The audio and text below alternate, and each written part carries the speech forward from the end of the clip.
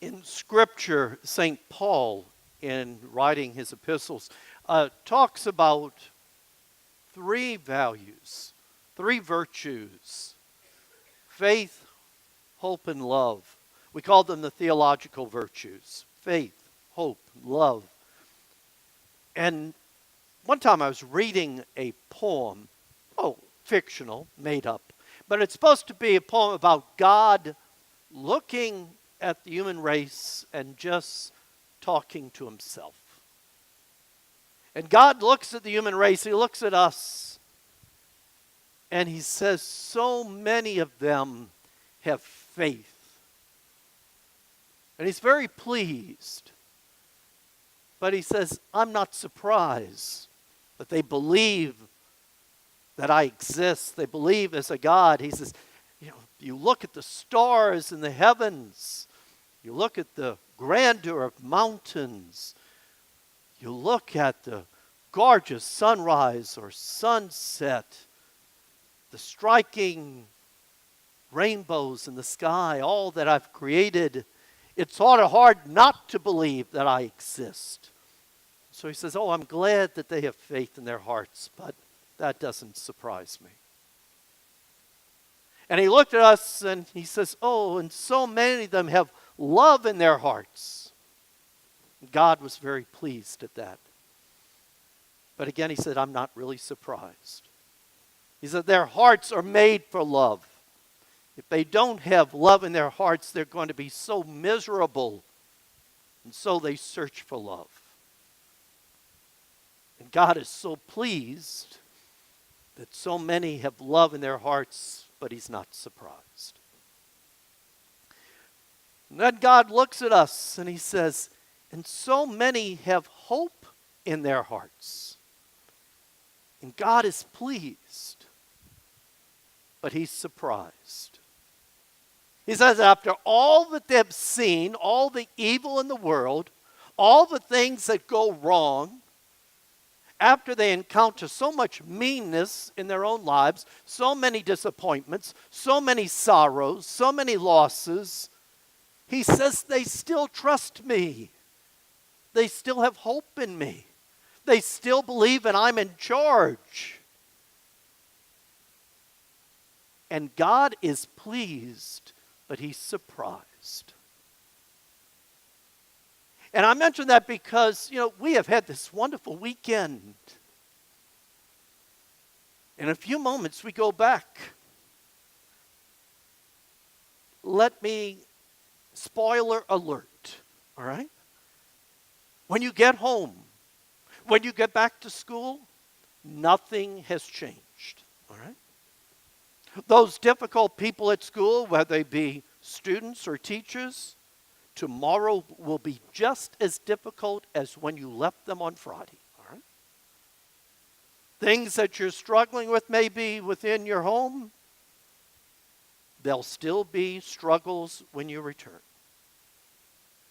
The meanness that we encounter from people or on social media, it's still going to be there. And we might say, God, but you gave us such a wonderful weekend. Why haven't you changed all this? It was so nice being there, listening to those talks, doing those stupid activities. They told me to trust them when they blindfolded me. I still bumped into the wall 3 times, The adoration, the masses. It was fun. It was wonderful. And my spirits are so up, and nothing's changed when I go back. God, why not? And can we just trust him that he's in charge? And that can be difficult.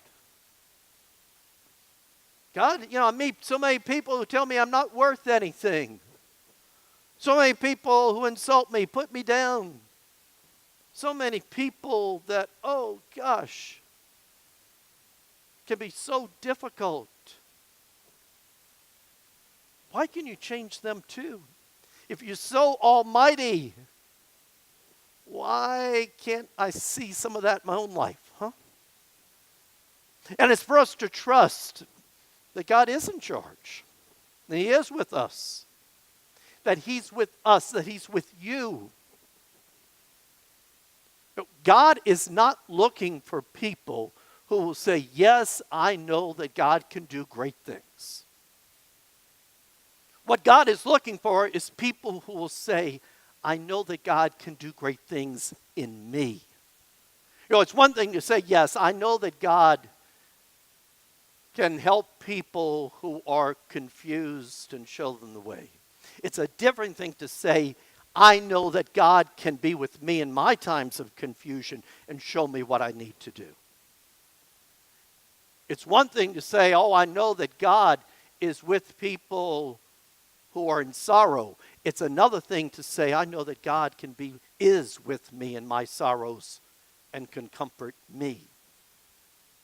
It's one thing to say, I know God can forgive. It's another thing to say, and I know God forgives my sins. It's one thing to say, oh, I know God is going to be there with the lonely. It's another thing to say, I know God is with me in my loneliness. God is not just looking for people who assent, who say, yeah, God's powerful. God is looking for disciples who will say, God is with me. Because with God, then there's hope. Then there's trust. With God, without God, truly we end up hopeless. The deepest questions of the human heart that I think every human being eventually, ultimately, inevitably ask can only be answered if there's a God. Why do I exist? What's the purpose, the meaning of my life? What happens to me when I die? And on and on. Those basic, fundamental questions of the human heart. If there's no God, there's no answer. As St. Paul says, we're the most pitiable of people. Because we end up what philosophers call nihilism, which is nothing. You've heard the expression, wonderful expression it sounds when we first hear it. Eat, drink, and be merry, for tomorrow you die. That sounds great. Until we think of it as a philosophy of life. Think of that being written on a tomb. Eat, drink, and be merry, for tomorrow you die. In other words, just enjoy today because there's no purpose to it. There's no meaning to it. And when you die, it's all over. That's hopeless. But can we really believe that not only there's a God, but there's a God who is in us, who's in me and you? And for us to be able to say, God, I know you love me. And God, I know you will never leave me. And God, I know no matter how crazy things are, you are in charge. And if we really believe that, yeah, it changes everything. It changes everything. Because all of a sudden we know, with God, I can handle anything. Those people back home, at school, wherever, who are difficult, God's with me and I can handle this. God has given me the dignity of being a unique creation of God. Unique. There are billions of people on the face of the earth right now. Not one of them is just like you. We are all unique. A unique creation. And God does not make junk, and God made me. God made you. We are lovable. We are capable. We are precious. We're worth dying for. And He's with us. He will never leave us. And He's in charge. That's the foundation of our hope, our trust in God. And as we go forth to whatever we're going back to, and it's there, you know your precious little adorable brother is still there, all right? And he will be just as darling and precious, as adorable as you left him, all right? That wonderful teacher who can be so miserable to you will probably be just as miserable. Although tomorrow you will probably sleep through that class, all right? But God is with us. Not just with us. He's with you. He's with me. He loves us. He will never leave us. And he's in charge. That hope changes everything. Let's stand and profess our creed.